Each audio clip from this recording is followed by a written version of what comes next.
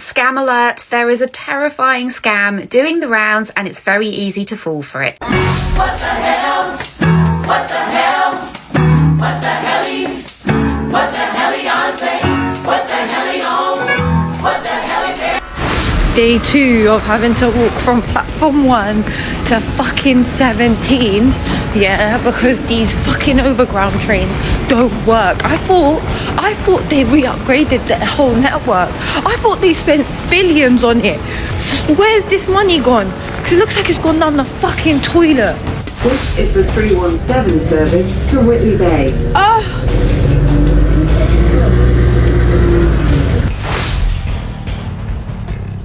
Get off this metro now! Get off the metro now, man! I'm fucking murder you, man! You're lucky I'm on a suspended sentence, because I won't do your cleaning! You fucking little fucking whore! You're lucky I'm not racist as well, because you know what it is, I could... you little ratty! Alright, I love this! Can you believe we're back in this shithole? No, I hate it. Geographically, we are privileged to be born here, but it is horrific. What an absolute vile country. £20 this train. That's theft. Theft. I am not proud to be British. London is such a scam. There's no elephants or castles at Elephant and Castle. There's no canaries at Canary Wharf. There are no angels at Angel. I did not find Seven Sisters at Seven Sisters. There's no cannons at Cannon Street. There are no unshaven shepherds at Shepherd's Bush. There's no Canadian water at Canada Water. There's no all-inclusive beach holidays at Cyprus. Abbey did not. There's no circus at Piccadilly Circus. There's no circus at Oxford Circus. If you want to see clowns, you'll need to go to Westminster. I hope that helps. This isn't my usual video, but I wanted to bring awareness and just get it out there that recently I have fallen victim to a scam. As if you follow me already, you'll know that I have the worst luck with buying cars, literally. The worst luck with cars in general. I recently found my dream car, or a car that I really wanted anyway, and I rang the company up. They're quite far away from where I am. I'm based in Oxford, they're in Derbyshire. So I spoke to the guy who seemed really genuine, and I was trying to arrange a viewing, but due to work commitments, because a lot of you know I do work 6 to 7 days a week, I just couldn't find a time in that moment, and he kind of pressured me to feel like there was quite a few viewings coming up 2 days later on the weekend. So I was like, so how do I put a deposit down to secure this, or at least stop the viewings for now, because I knew the car would go quite quickly. He said, that's fine, if you send me a deposit I'll stop all the viewings, blah blah blah. Great. So I sent the deposit stupidly, without even researching into the company. I didn't look at reviews. As soon as I did send the deposit, I did research the company that weekend, which was a bit later than I should have done. Whatever, we learn from our mistakes, and the reviews weren't good on this company. They were really bad, in fact. And I just had a gut feeling. Like I was going to be added to that review. But Kevin, who was dealing with this car purchase, he was updating me daily. I wasn't even in contact with him. He would contact me daily to let me know, oh, we're doing this, with the car's going in for an MOT, it'll be serviced. And then he rang me like another day later to say, when do you want the car? Do you want to collect the car, or do you want us to deliver the car? And obviously I'm 3+ hours away, so I opted for delivery, which was supposed to be the Thursday or the Friday. So Tuesday, Kevin updated me to say that he's replacing the seatbelt today, car's going in for an MOT. So yeah, Wednesday I didn't hear from him, so I messaged him saying, when's the car being delivered, basically, and didn't hear nothing from him. The next day, messaged him again in the morning, which was the Thursday, to say, so is the car being delivered, what's going on? And he just responded back with an email address. I was like, what? And he was like, just email the company. But before that, we'd been contacting, like communicating through text and WhatsApp, and he would call, whatever. So I sent an email, which of course bounced because it was a fake email address. So that's when it all got a bit heated, and I realised they were scammers. Anyway, so for back and forth messages exposing that they're scamming people and that they're actually not selling legit cars. They're just buying them from the auction, patching them up so that they can sell, and then they're sold completely faulty, completely not roadworthy. They're doing their own MOTs on it, which obviously they're just passing it, whatever. So yeah, they're all scammers. So explain this to them, and then in the meantime, I'm looking for another car because I'm falling quite short of time to get a car. As I'm searching the car, I can see that they've re-advertised this car multiple times since I put the deposit down. So if I put deposit down to stop the viewings, why the hell you keep reposting this car as for sale? What the hell? Anyway, luckily for me, I did get my money back, but that was after threatening them to report them for fraud, threatening to expose them online. And since then, I've been in contact with a couple of other victims of this same company who aren't as lucky as me.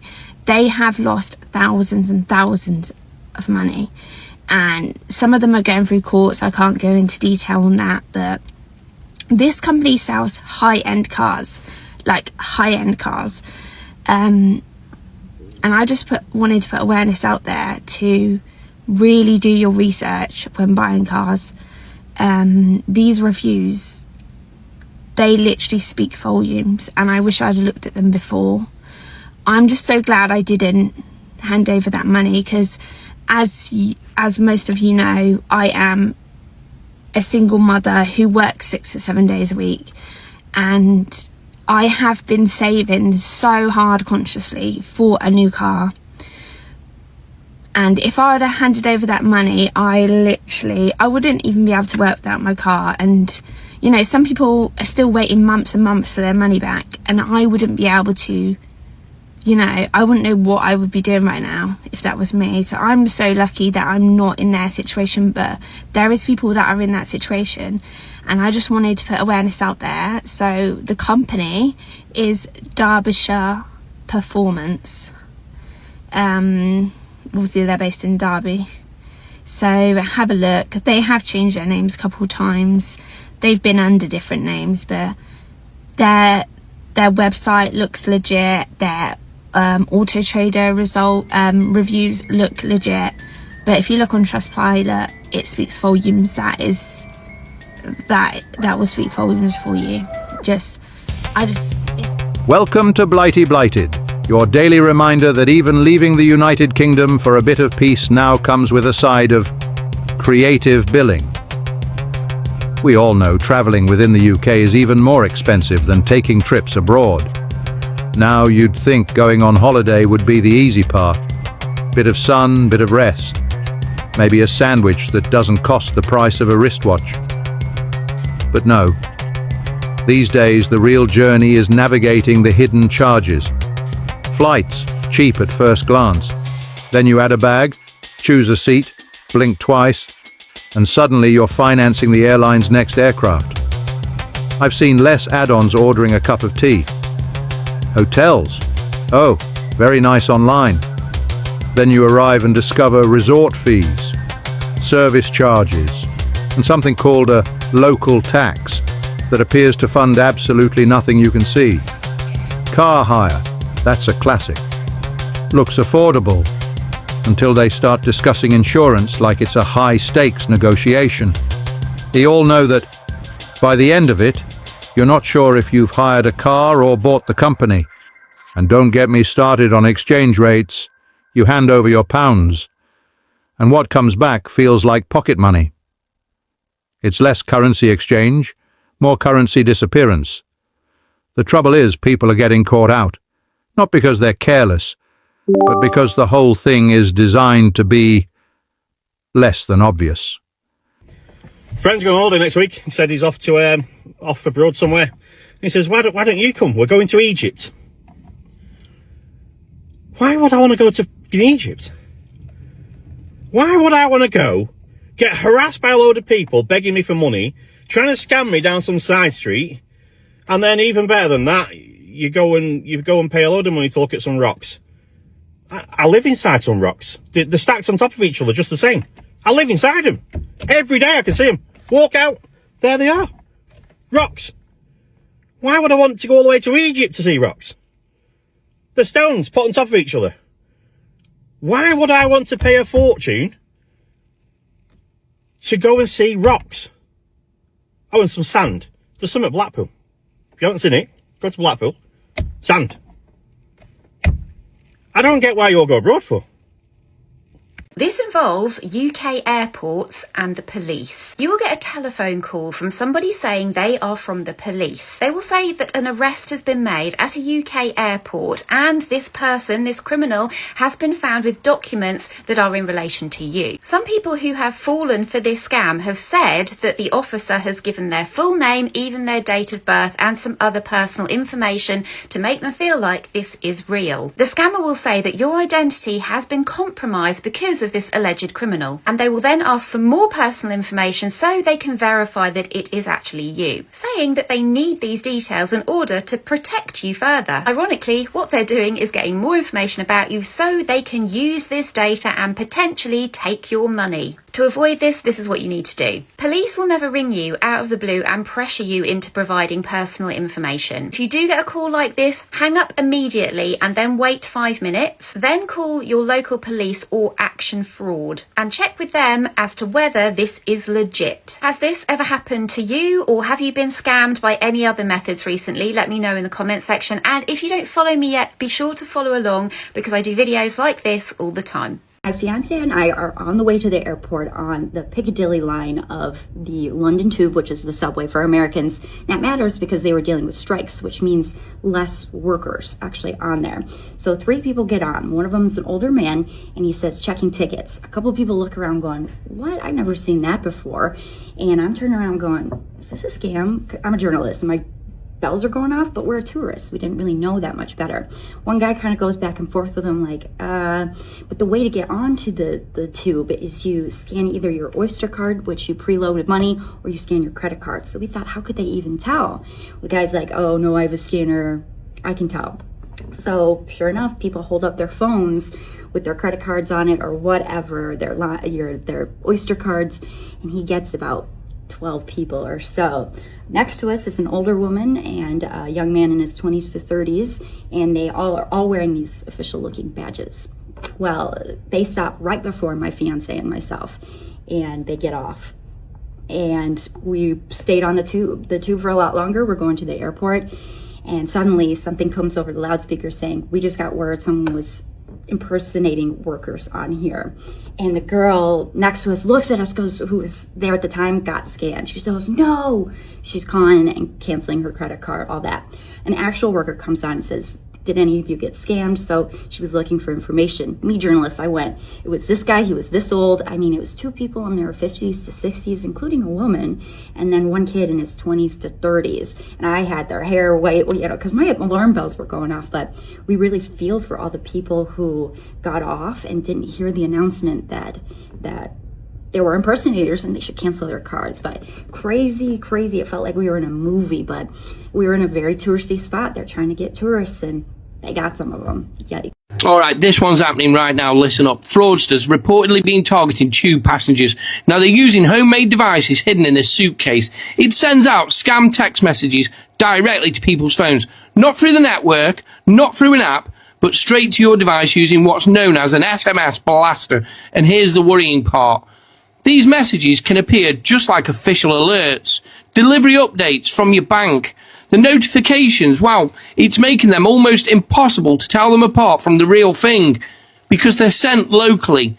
They can bypass traditional security filters and land directly in your inbox without warning, meaning you could be sat there on the train, walking through the station, or even waiting on the platform. And guess what? You receive it. It looks legit. It's a message asking you to click a link. Don't click the bloody link. Once you do, your personal data could be compromised before you even realize what's happened. So tell me, Would you know the difference between a real message and a fake one? You have 500,000 pounds in your account, in your Coinbase account. So all we need is your card number to be able to give you that money, okay? Yeah, that's amazing. Thank you so much. Let me just pull over because I'm driving, all right? Oh, okay. Yes, ma'am, please. So just give me your card details and the 500,000 will be with you right now. Yeah, okay. Let me just pull over. I'm driving a car. Hold on. Give me a sec. 1 second. Oh,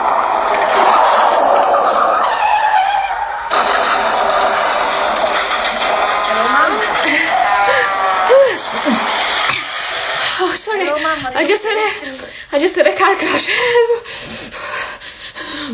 Oh, ma'am, can you give me your card details? Sorry, I just had a car crash.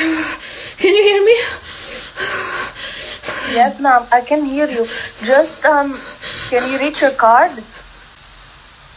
No, I just had a car crash. I think I lost my legs.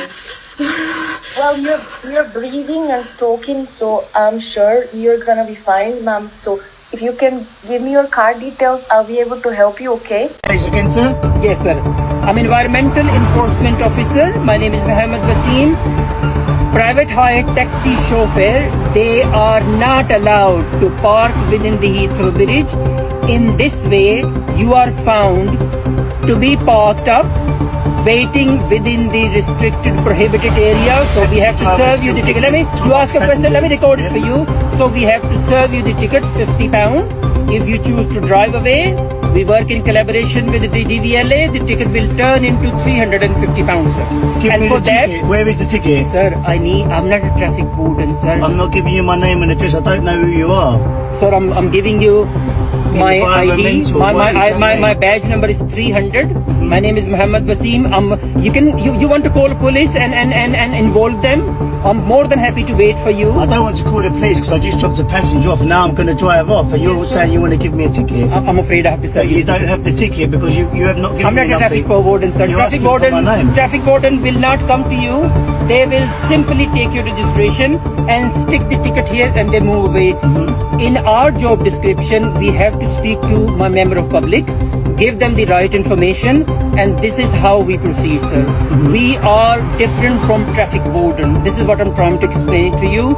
In future, I educated you as well. In future, if you bring in the passenger within Heathrow area, picking up or dropping off. This is why I hate the UK roads, right? People wonder why I prefer European, and this is the reason why, right? It got to 4 hours of me driving, so 30 minutes left. I was like, right, I'll start looking for somewhere to park.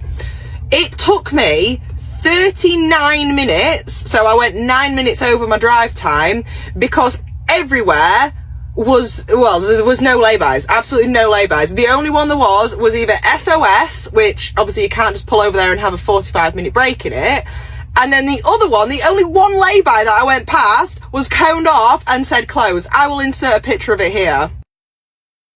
See what I mean? Why was it closed? There was no reason for it to be closed at all. They just coned it off. I was like, nope, can't park here. And like, are you kidding me? So I went 9 minutes over my drive time. Obviously I've just done a printout and wrote on the back of it that unsuitable place to park. I can't just park on the side of a frigging dual carriageway. Now with Europe, every 5 miles, if that, at least every 10 minutes, there is either a service station or a full lay-by. Well, it's not even a lay-by, it's basically a services, but without the service station, if you like. Massive, ample amounts of room to park. Whereas the UK is just wank. 39 minutes it took me to find somewhere to park. 39 minutes.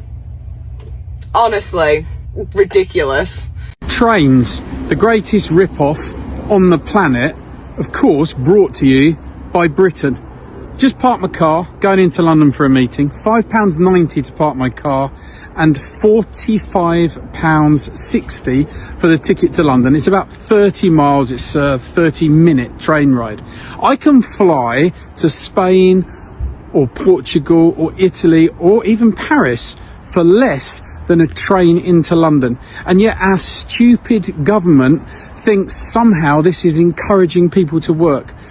Young people earning not a lot of money and a lot of jobs in London don't pay a vast amount of money. How are they ever supposed to get on in life when we are ripping the you-know-what out of them with prices like this to do anything, to have a job, to try and better themselves? No wonder so many kids don't want to work. It's just unbelievable. It's disgusting. And honestly, that's the kind of thing for me that is the straw that can break the camel's back of a day where I'm living the life of Michael Douglas in Falling Down. Chris, I'm sick and tired of people singing in public at railway stations.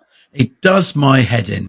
If you are commuting, if you're commuting into central London, there's every chance that you are stressed because you are under some kind of timetable duress, because you either need to get to work on time or you're trying to get home from work to some kind of commitment. You might be up against trying to get to a specific train, or if you're coming into town, you might be thinking, oh, I've got to get that bus or that tube. So there is stress involved with commuting into some kind of mainline terminus. What you don't need to compound that stress is somebody wailing away into a microphone and their own portable PA system because they think they want to inflict their musical gift on you. I have had enough of it. The other day, I arrived into Liverpool Street. It's quite hot at the moment, so there's another element of stress. Scam alert! Scam alert! I literally just got scammed by Bolt. I am fuming! So, I was on a job, right, from, Watford to Luton Airport at about 5:15 in the morning. I swear down! The app offered me like £29. 29 quid. I'm like, alright, I'll do that, It's only going to take 30 minutes, yeah? I'll do it. So I'm driving, and it also said, no airport fee, which means you drop them off in the free bit. So, we get there, I drop them off in the free bit. And I only get £22! Scam! Bolt, you scam me! Literally, that's why I don't like you. And to top it all off, the rider, because I dropped him off in the free bit, because that's what he booked and obviously didn't understand it, he gave me a 1-star! A 1-star Bolt! I'm like, I had a 5-star! But now I'm on 4.95. How stupid is that? And how do they work out this ridiculous star system? Literally, that's it. I'm done with Bolt. I don't know if you guys have seen this girl talking about what is going on in the London Underground. Where's my I just watched it on TikTok and I thought maybe this can help someone. Apparently, the people dress in TfL uniform and they come up to you asking to see your fare ticket. If you're like me and you don't travel that much on the Underground, and when you do, you just tap in your credit card or debit card. Apparently, they tap a machine and they take money from your card. Wonders shall never end. The way people are coming up with different ways of stealing stuff and scamming people in London needs to be studied. Imagine someone coming to you, have you paid for your fare? And then they ask to see your credit card and they tap it on a machine, but little do you know they're tapping it to collect money from you. London. Presido. TikTok has helped me so much because now I know that when I'm going underground or anything like that, I know that when I'm going underground or anything like that, I'm asking questions like, no, I'm not giving you I'm not tapping my card. 2 Chinese students living in Leeds have been jailed after exploiting a loophole in the UK's train refund system, pocketing more than £140,000. Li Liu, 26, and Wan Qing Yu, 25, discovered they could claim refunds twice for the same journey. Once by saying they didn't travel, and again through the delay repay scheme when trains arrived late. The scam went undetected for years because no system cross-checked duplicate claims. Investigators say the pair ran the fraud between 2021 and 2025, targeting train companies nationwide. They even set up 16 fake identities, opened multiple bank accounts, and used a 20 SIM card phone adapter to pose as different people while filing claims. When police raided their flat, Liu was found to have gained £141,000, while Yu made £15,700. Both pleaded guilty to conspiracy to defraud and possessing criminal property at Leeds Crown Court. Liu was sentenced to 30 months in prison, and Yu received 17 weeks, effectively time served. Judge Howard Crowson said the pair had identified a weakness in the system and abused it, calling their methods sophisticated. Their scam was first detected by cross-country trains, though other companies were also hit. Liu, who had been studying computer science, expressed remorse and hopes to return to China after his release. Why is public transport in the UK so expensive? Like, buses aren't too bad, they're like fixed fares at like £2 returns, which is okay, but you're commuting on a 10-15 minute journey for around 40 minutes. Like, what's the point? You look at getting an Uber or a Bolt, pushing 8-9 quid for a 1.5 mile journey. Like, what is this? It's an absolute rip-off. Don't even get me started on trains either. To get to London from Portsmouth, you're looking at about 40 quid. Just fucking caught a mosquito. Barsh. But you're in and around Southeast Asia, you've got like Bolt, Grab, you're paying like 50-60p a journey. I was doing 30-minute trips on the back of a bike and paying 60 pence. Like, yeah, I get fuel's cheaper and everything, but surely there's a point where we just look at ourselves in the UK and say, it's greed more than anything else. And surely companies would rather have more people commuting on trains, more people commuting via buses, more people commuting via all forms of public transport. So if they made it cheaper, more people are going to do so. Like, I just don't fucking understand this country, man. It's so backwards. For such a rich country, it's got such a poor mentality. Yeah, I just think things are getting worse and worse. But on a positive note, how sick is this Japan top? I got that in Thailand. That's 6 quid as well. Unreal. And just hit 1k. Thank you everybody who's followed recently, commented and liked all my videos. It is just the beginning. Let's go. What's your name? Okay, I won't give you my name. I'll give you this. That's my name. But there is no name there. There's no picture. There's no picture. There's no name. Give you a name. Can touch again. No. This is a trick they're doing right now to scam. This is what I'm saying to you. This is the kind of scamming right now. That's why they're telling me they're charging me twice, brother. That's not a trick. I need to get that money back because they're charging me twice. That's not a trick. No, it is a trick. Can we go, please? It is a trick. Because I have a daughter. It is a trick. Can we go? Madam. No. Madam, come My daughter is autistic. Yes, I know. She's screaming. Come down. Okay. We have doctor Okay, appointment. listen, this is what's going to happen. If you have any grievances that you think that is a trick, sir. Okay, if you I've just touched twice. Listen to me now. And they charged me twice. Listen to me. Yeah. If you think they've taken money from you twice, print your Yes, they did. bank statement and send it to them, okay? Yeah. Okay? Print your bank statement and send it to them that they charge you twice. I have done that many times, mate. I have done that many times, a bank statement. I've done it many times. I'll have to leave the bus now because I don't want to hold this passenger. What's your name? Okay? I won't give you my name. I'll give you this. That's my name. But there is no name there. There's no picture. There's no picture. There's no name. Give you a name. What's your name? Sorry, just to not hold the bus if you want to... Sorry, both of you, that's what I'm saying, this is a part of the scamming right now. They just charged me twice. We want to get the bus moving. They just charged me 2 times, and that's the scam from TFL, man. It wouldn't have charged you twice. It is twice. I tapped 2 times right now, he's just charged me, man. That's what I just said to you. Sorry, I just tapped twice, yeah, and they charged me 2 times, yeah, so how do I get my money back? No, I didn't get, they charged me 2 times, mate. If you pay less than an hour, about an hour's time, no, I came in the bus, yeah, I tapped it and it was green. I know that, yeah. There was a camera, you were here, sir. This is what I'm saying to you. And now I tapped it again and you charged me 2 times, but that's a scamming, mate. Do you want to open that? I can't hear you. I got him right in area in North London. North London. Brent. 1 hour journey, yeah? Whatever you pay, Yeah.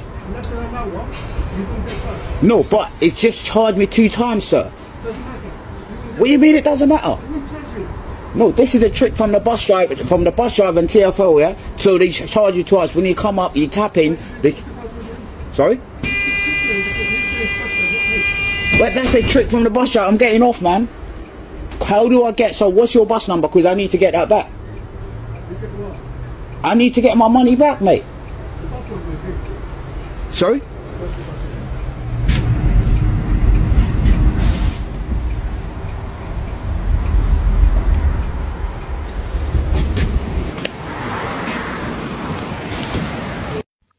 Okay, I'll be short and sweet with the story. Long story short, that's a great way to start. So, over 2 months ago, I had a delayed train for an hour, and I wrote to complain to the train company, and nothing came back to me. Roughly around a month ago, another train was delayed for an hour again. So I wrote another complaint and said, by the way, what's happened to the other case over 2 months ago? Now, slow in response and everything else. Oh, we're very sorry. Please, we've solved the case and everything else, and we are going to compensate you £1 and 2 pence. £1 and 2 pence, as if my time was worth nothing more than anything else. So, this is where I encourage people to say, know your value, okay? If anyone says to you, saying, this is what we're going to give you, don't settle for that. Really, really dig into it, which I did. So I replied to them saying, this is absolutely unacceptable. Not only is the amount poor, but also the response has been super delayed. So they had a look into it again and came back and said, right, we're very sorry. We have sorted out both cases now. We're going to give you a total of £2.30. Wow. Okay, that's nearly doesn't still scratch the surface. However, in regards to good faith, they're going to give £10 worth of voucher transport for the UK vouchers. Now, not looking for blood. I mean, I was fuming at the very first few things, and of course, then should I settle? Should I not? I did, because at the end of the day, I mean, they did take it seriously, and they did come by to see what was just. So, the moral of the story is, don't settle for anything less than your time's worth.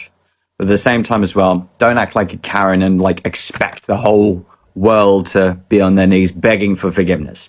So, yeah, that's the moral of the story. I'd just like to share it with you to share my frustration. And they'll probably be late again. It's British transport, which is the worst. Anyway, have fun.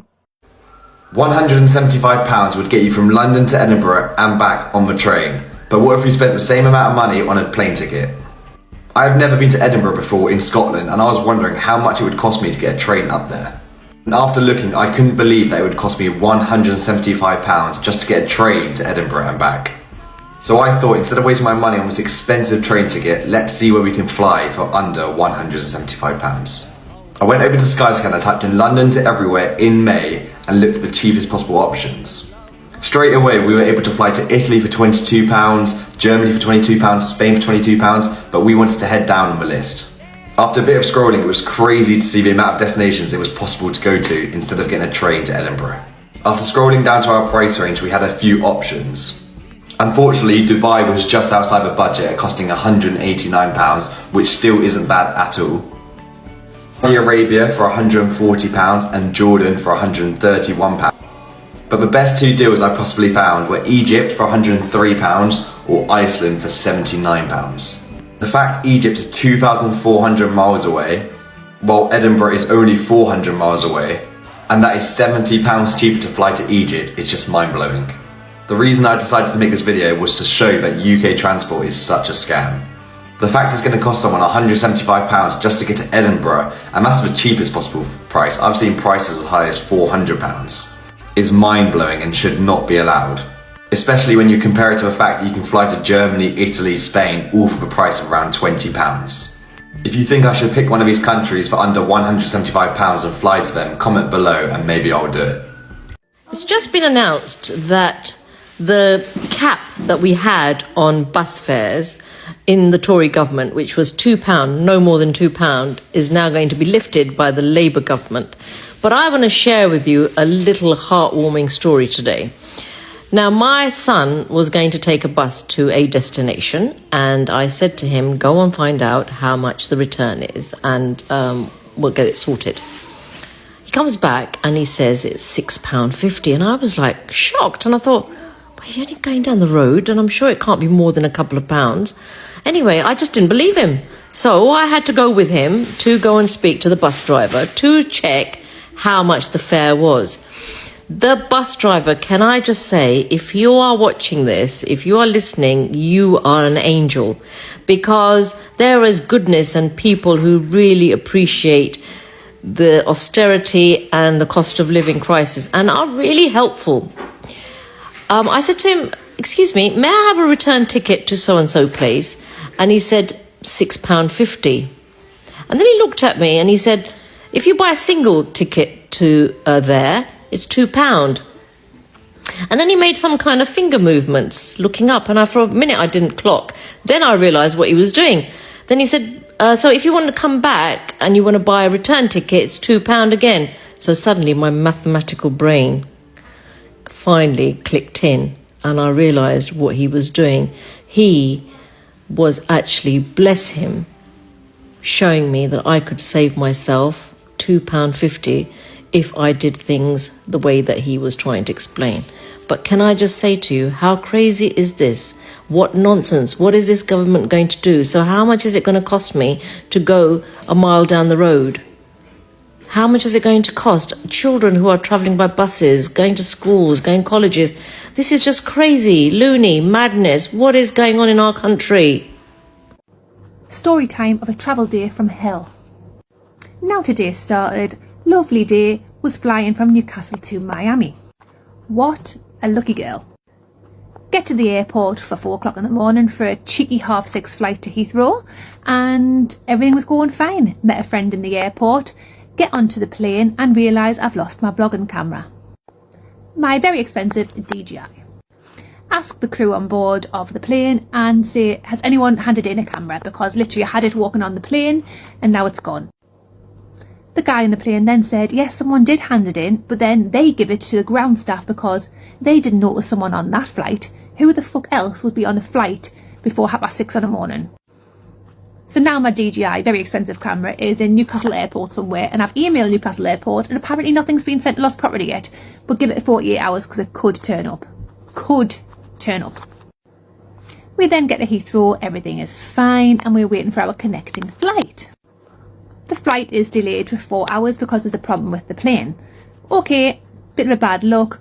They give us some vouchers, we thought it was great. We went to the bar, got some food, got something to eat, went to the shops, and it was fine. We filled in the 4 hours, it was great. Got a cheeky Starbucks and walked straight back to the boarding gate because our flight was supposed to then take off at 1:30. Got to the gate and the flight was fucking cancelled. Cancelled. These planes hold 500-600 people. All them people need a connecting flight now to Miami. So everyone's fighting to try and get the cases, trying to speak to someone, trying to ring on BA on the phone. Just a nightmare. And then we all started getting emails through from British Airways giving us alternative flight details. So there's no flights going out today. Everything is booked for today. There's no direct flights tomorrow unless you want to leave like at 10 o'clock at night. So we're then missing 3 days of our holiday. Well, holiday working trip. So we have to get a connecting flight in the morning. So back at the airport at 6 o'clock in the morning. No, well, our flight's at 6 o'clock in the morning. It's got to be at the airport for 3. And then we've got to fly to Lisbon. And then Lisbon to Miami. I didn't think I was going to fucking Portugal this trip. I mean, I know I'm a seasoned traveller, but I did not think I was going to fucking Portugal. The girl I'm travelling with was put on a different flight. She was put on a flight from Heathrow to Barcelona to Miami. And I'm okay, I can get by. But this girl I was with was really struggling because she didn't want to be alone. Sorry, I don't know why the phone went so close to my face there. So we stayed in the airport another couple of hours to try and get her at least on my flight. So she wasn't going to Barcelona on her own. We were both going to go to Lisbon. We managed, luckily. So luckily tomorrow morning we are going to fly to Lisbon and then Lisbon to Miami. So we're going to be a good 24 hours past what we should have been today. British Airways has put us up in a hotel. I mean, it's a hotel, it's fine, like, but it's not where we should be. I should be sitting on in a nice villa right about now.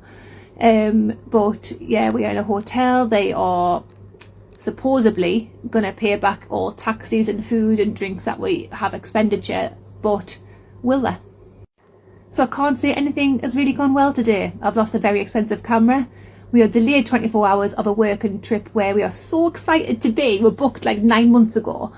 Having these fab experiences with an amazing group of people. Prices that don't quite mean what they say. Offers that aren't quite what they seem. It's not a holiday anymore, it's a puzzle, and you're paying to solve it. And the worst part, you only realize how much you've been taken for a ride after you're already on one. At this rate, the only thing that's truly all-inclusive is the disappointment. So take care, read the small print, and keep your wits about you.